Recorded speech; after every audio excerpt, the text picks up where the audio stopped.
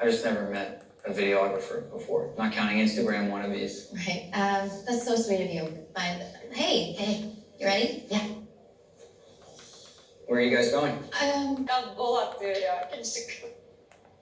Baba demişken, babayla hiç konuştun mu bugün? Haber var mı? Yo, niye ki? Yo. I'll go load up my car.